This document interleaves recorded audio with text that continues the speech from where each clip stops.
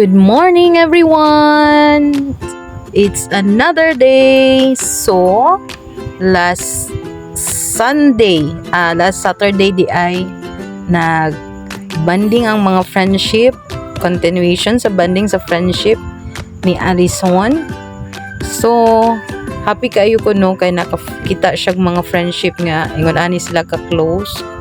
So, ang ilahang gihimo is scrapbook para daw sa karon ilahang ma-reminisce ang ilahang mga ipangbuhat, and then maabot ang panahon nga mag-college na sila, nanapos na work or mag-family, at least na sila strong bonding.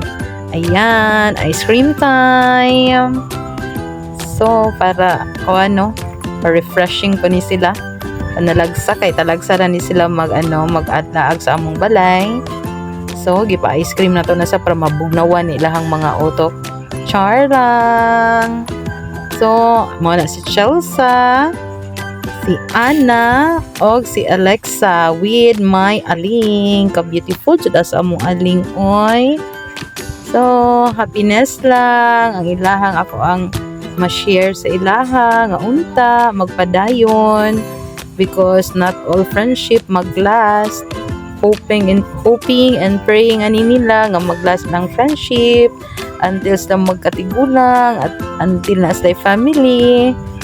Ayan, and then walang iwanan, whatever problems nga mag-exist, unta magtinabangay sila.